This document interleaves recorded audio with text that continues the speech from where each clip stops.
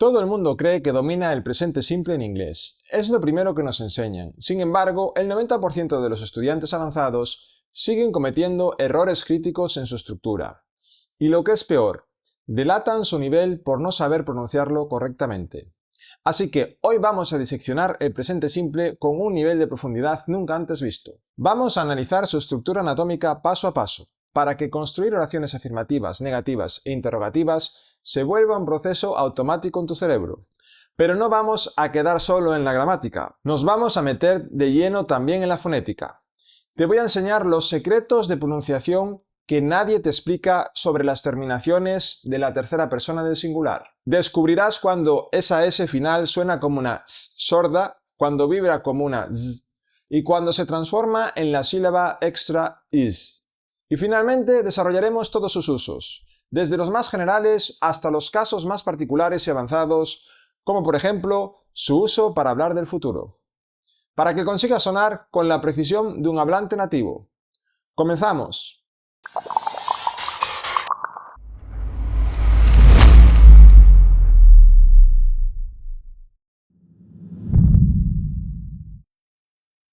Pues bien, antes de meternos de lleno con los casos de uso de este tiempo verbal tan popular, es necesario que veamos primero las estructuras que nos permitirán utilizarlo en las oraciones. Por ejemplo, si necesitamos utilizar el presente simple para formar una oración afirmativa, entonces debemos de seguir el orden sujeto más verbo conjugado en presente simple, aunque generalmente el verbo casi siempre se utiliza en su forma base, o lo que es lo mismo, infinitivo sin la partícula to, excepto para los casos donde el sujeto se comporta como una tercera persona del singular. Y no te preocupes, porque enseguida, en cuanto terminemos de ver todas las estructuras, que ya te adelanto que solo quedan 3, me encargaré personalmente de explicarte paso a paso cuáles son las reglas exactas para conjugar un verbo en presente simple cuando nos encontremos un sujeto en tercera persona del singular en oraciones afirmativas, además de algunas excepciones y casos particulares. Y antes de seguir, una advertencia de oro, y es que las estructuras negativas y de pregunta que vamos a ver a continuación aplican a la inmensa mayoría de los verbos, a excepción del verbo to be y de los verbos modales como can, could, may, should, must, etc., ya que estos van por libre y no necesitan ningún verbo auxiliar para formar negaciones o preguntas. Ahora sí, seguimos con las estructuras. Y es que en el caso de necesitar formar una oración negativa, entonces el verbo siempre se utilizará en su forma base.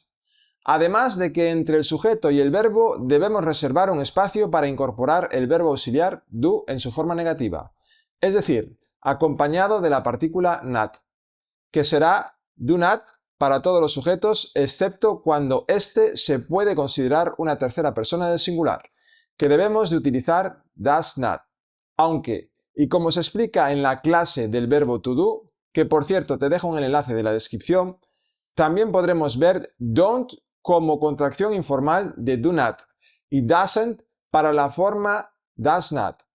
Ahora bien, para el caso de las preguntas afirmativas, además de volver a mantener el verbo en su forma base, solamente tendremos que añadir antes del sujeto de nuevo el verbo auxiliar do, es decir, do más sujeto más verbo, para todos los sujetos excepto cuando el sujeto se puede considerar una tercera persona del singular, que debemos de utilizar does en lugar de do, es decir, does más sujeto más verbo.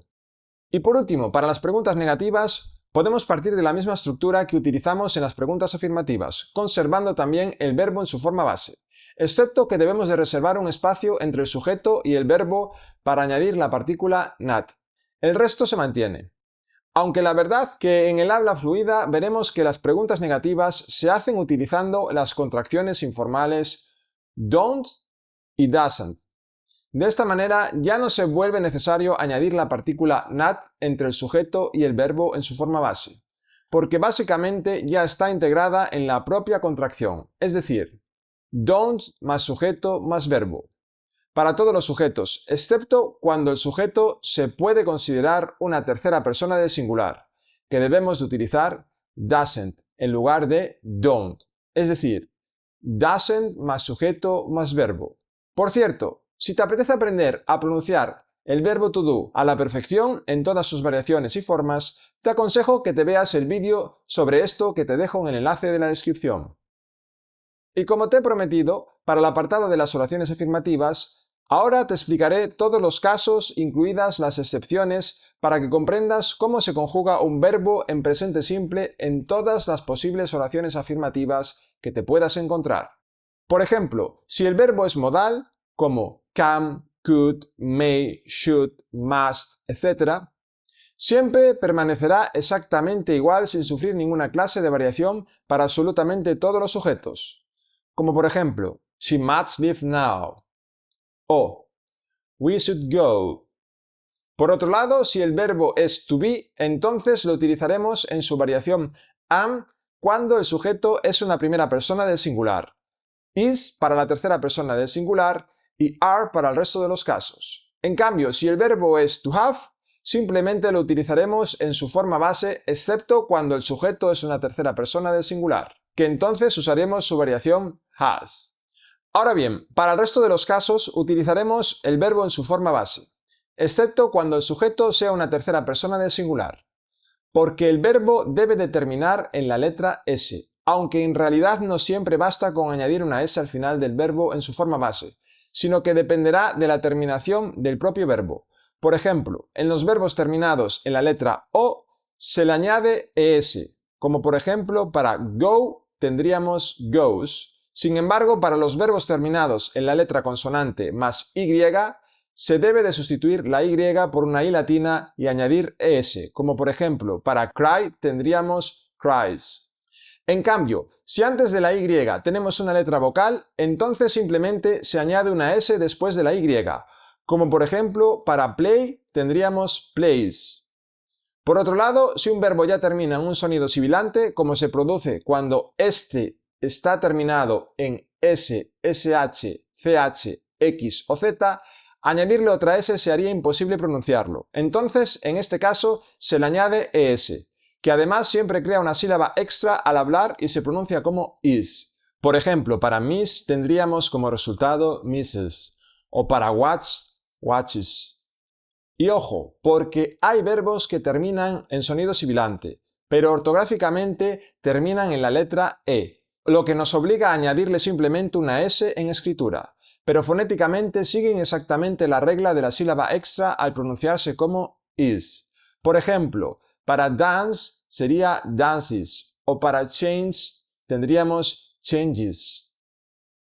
En el resto de los casos aplicaríamos la regla general de añadir simplemente una S al final de la forma base, como por ejemplo para work, works o para eat, eats. Y para facilitarte la vida en cuanto a saber cómo se pronuncian estos añadidos para formar la tercera persona del singular, quédate con las siguientes tres reglas. Primero, y como ya hemos visto, si creamos una sílaba extra al añadir ES, siempre se pronunciará como el sonido is. La segunda posibilidad es al añadir una S al final. En este caso, siempre se pronunciará como el sonido IPA S-sound. Si el verbo termina en un sonido consonántico sordo, es decir, un sonido consonántico donde no vibran las cuerdas vocales. En cambio, para todo lo demás, esa S del final pasa a pronunciarse como el sonido IPA Z-sound.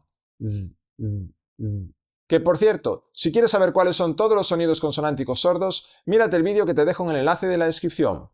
Y por último, una nota de experto. Y es que a pesar de todo esto, solo existen dos casos donde debemos duplicar la consonante final de un verbo antes de añadir ES. Y es para el caso de quiz, que sería quizzes, y para el caso de whiz, whizzes. Y la gran noticia es que para el resto de casos, en el presente simple, jamás vamos a tener que rompernos la cabeza pensando si se duplica una letra o no en posición final antes de añadir ES. Un inciso rápido. Este canal es para ti si no te conformas con el inglés que te enseñan en las academias y de verdad quieres destacar. Así que, aunque no te voy a pedir que te suscribas, si todavía no estás suscrito, puedes darle al botón de suscribirte para no perderte todo lo que viene y así no quedarte atrás. ¡Seguimos! Entonces, y de forma general, utilizaremos el tiempo verbal presente simple en inglés principalmente para hablar de cosas que suceden de forma regular, como por ejemplo, hábitos, rutinas o cosas que suceden una y otra vez. I drink coffee every morning. She eats very fast. I usually go to the gym. O it snows in winter. Y si te sirve de guía para que te hagas una idea, las expresiones de tiempo típicas que podemos ver con el presente simple son always, often, usually, sometimes, ever, never, every, once a week, twice a week, on Friday, on Sundays, in the morning, in the evenings, at 10 o'clock, etc.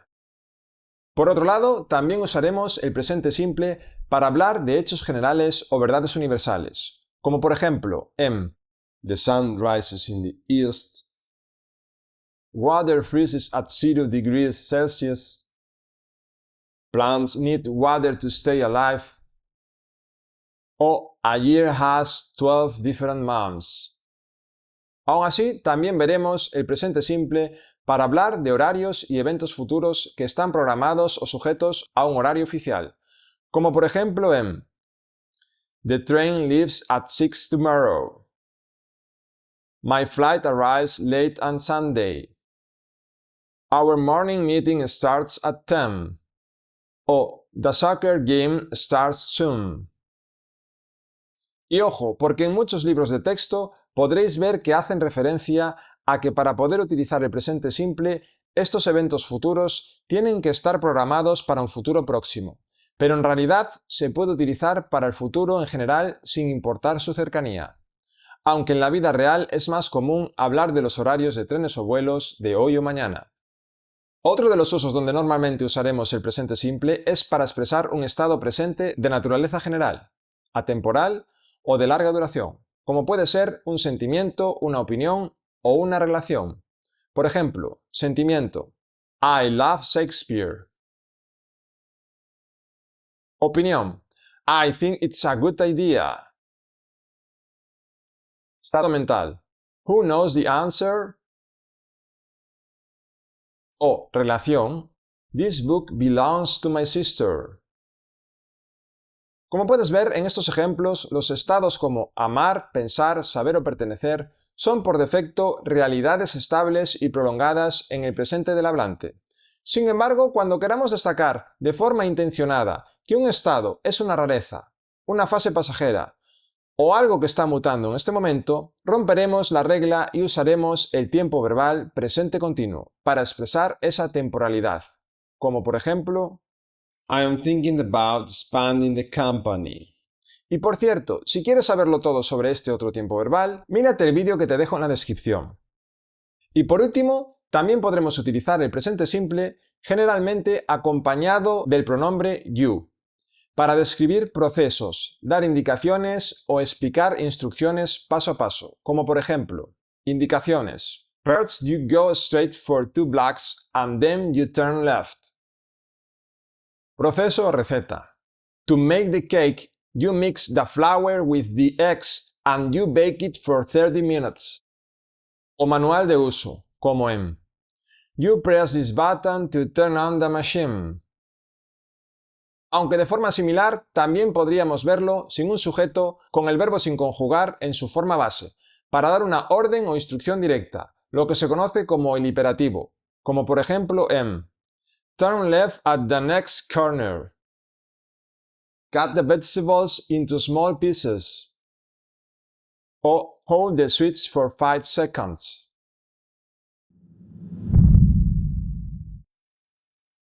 Si bien hasta ahora hemos visto los usos generales del presente simple, en este apartado veremos todos aquellos casos particulares de uso o excepciones para así adquirir el conocimiento avanzado que casi nadie te cuenta, que te permitirá sonar con la precisión de un hablante nativo. Por ejemplo, veremos que el presente simple también se utiliza para describir acciones a medida que suceden, como en el comentario I click on the file, drag it to the folder, and drop it. Y esto sucede porque el hablante considera estas acciones como instantáneas, que ocurren en el momento. En cambio, para acciones que se desarrollan a lo largo de un periodo, utilizaremos el presente continuo, como por ejemplo The computer is rendering the video in the background. porque a pesar de ser una acción que está ocurriendo en el momento, en el fondo es un proceso largo a diferencia de hacer clic, arrastrar y soltar.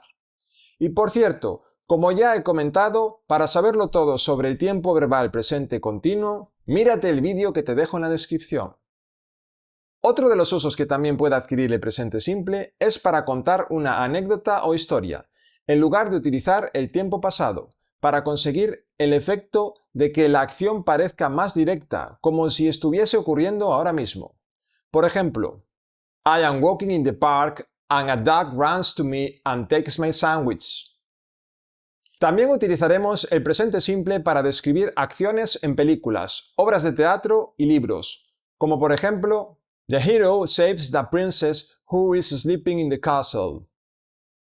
Por otro lado, también podremos usar el presente simple con los verbos performativos, que básicamente son acciones instantáneas que nacen en el momento exacto en que se pronuncian. Por ejemplo, I promise I won't forget. I suggest we go. O yes, I agree. Incluso también veremos que el presente simple se utiliza en los titulares de noticias para ahorrar espacio y generar la sensación de urgencia, y con ello conseguir que la noticia suene fresca e inmediata, como si estuviera impactando la realidad justo en este momento. Por ejemplo, Team wins the game. Aunque en el estilo habitual o conversaciones del día a día, en realidad se utiliza el presente perfecto para expresar la misma idea. The team has won the game. Y por cierto, para saberlo todo sobre el tiempo verbal presente perfecto, mírate el vídeo que te dejo en la descripción. Por otra parte, también podremos hacer uso del presente simple para contar lo que dice un texto escrito, como por ejemplo un libro, un correo o un cartel, ya que consideramos que la información escrita sigue existiendo y hablando en el presente. Por ejemplo, The email says that the meeting is at 10 a.m. Aunque también podemos aplicar este uso del presente simple para contar algo que acabamos de escuchar recientemente o que alguien repite a menudo. Por ejemplo, My brother says, I am tired. Sin embargo, nunca usaremos el presente simple para expresar decisiones o intenciones. Por ejemplo, es incorrecto decir, They build some flats here soon, ya que lo correcto es utilizar el tiempo presente continuo, de modo que quedaría, They are going to build some flats here soon, por tratarse de una intención o plan futuro. Y tampoco diremos, I carry that bag for you, ya que al tratarse de una decisión tomada en el momento, debemos utilizar el futuro simple quedando finalmente como I will carry that bag for you.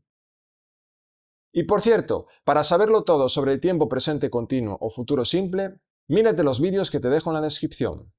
Por último, a menudo también se utiliza el presente simple para hacer referencia al futuro en oraciones con if, when, as, while, before, after, until, by the time, as soon as, etc., cuando ambas oraciones se refieren al futuro. Como por ejemplo, if we meet at 7, we'll have plenty of time. O call me as soon as you have any news. Aunque este fenómeno también ocurre en las oraciones subordinadas relativas, como por ejemplo, I will hire the person who speaks English. Y también en las oraciones subordinadas sustantivas, como por ejemplo, I will ensure that everything is ready for you. Y hasta aquí con todo lo que tienes que saber para conseguir dominar el tiempo verbal presente simple, al igual que los nativos más expertos. Ahora bien, si quieres dominar absolutamente todos los tiempos verbales del inglés con el mismo nivel de precisión y detalle que has visto hoy, no puedes perderte el curso completo exclusivo de los tiempos verbales. Tienes toda la información y acceso esperándote en el primer enlace de la descripción.